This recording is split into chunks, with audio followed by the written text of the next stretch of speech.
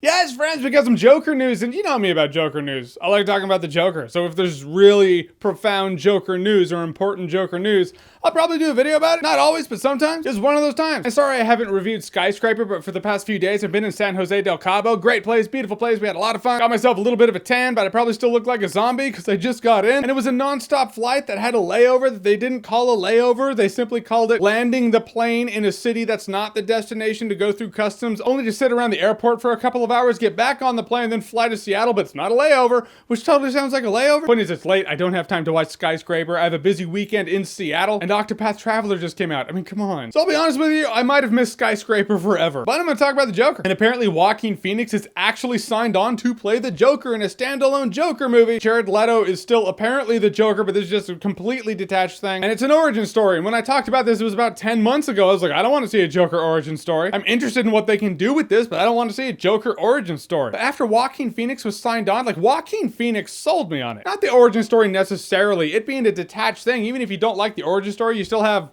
Jared Leto's Joker. You still have the Dark Knight. Who are we kidding? I've always been the naysayer when it comes to a Joker origin story because not knowing his origin makes him a little creepier. You don't know where the guy's coming from. I like that. It's very intriguing. But hearing they want to make this smaller budget character piece starring Joaquin Phoenix, that kind of changes my tone. It's an angle I didn't think they would go, and apparently they're doing it. Like, I would rather them make a movie that doesn't feel like a comic book movie, doesn't feel like a Joker movie. Keep the budget low enough. It's like they're forced to make a character piece. A lot of studios would sweat like, wait, we can't make the big explosions and the what do we do?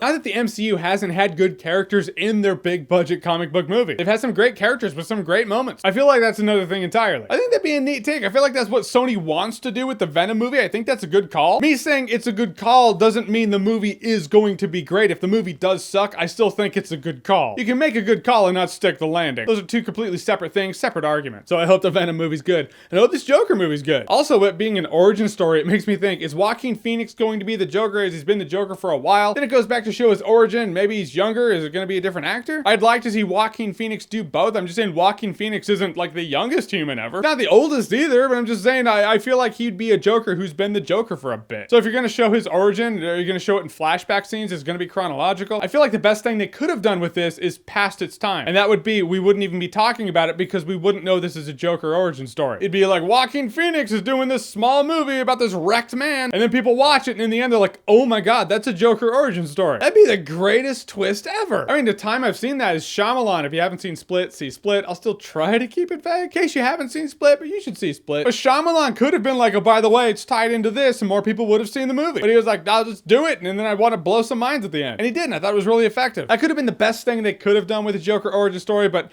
it's not going to be because now we know it's happening. Now we know Joaquin Phoenix is going to be the Joker, so everyone's going to have their eyes on it. And I feel like this thing could gain momentum to be a runaway train at some point. There's going to be this $50 million character piece. It's now a big budget comic book movie like all the rest. And I feel like Joaquin Phoenix would shut that shit down if he could. And if he couldn't, he'd probably just try to walk away from it. So based on his excitement for the movie should show what they're doing with the movie. Whether or not it's still in line with what Joaquin Phoenix wanted in the first place. He'll make it his own thing. He is method as hell. I don't think he's gonna mail dead rats to people because you don't need to do that. It's not about that. That's a shtick. I don't think Joaquin Phoenix is gonna make it a shtick. By the end, I feel like Joaquin Phoenix will know more about the Joker than any of us. And that really excites me that you have an actor who really cares. If for nothing else, this small budget Joker origin story with an actor who will take it seriously shows me a large element of maturity and adaptation from Warner Brothers and DC. We live in a world where a lot of people feel that you take people's mistakes and they're just there. Mistakes are there to talk shit on Twitter. Because likes and retweets, baby. But I really feel it's important to keep mistakes in perspective. If you make a mistake, whether you're a human being or a studio, you should take pride in your mistakes. Be like, oh, I made that huge mistake. I will take that information and proceed accordingly. I will learn from that mistake. How great is that mistake? That it's an opportunity to learn. So I wasn't there among the DC board meetings or meeting rooms or anything like that, but I imagine they saw Marvel doing the cinematic universe and they were like, we need to catch up. And they didn't quite do it the best way possible. So now they're forced to think, what does Marvel Studios not have? Well, thus far, Marvel Studios has not done the very personal, low-budget approach to one of their villains. There may be Marvel Studios movies that have done villains very well, but that's very different than what we're talking about with this Joker movie. This sounds like Joker movie movie in the vein of Unbreakable or something. That's actually really cool, and that's learning from your mistakes. I really want this movie to do well. I mean, well, by do well, I mean be good and do well. And if this is good, critically acclaimed,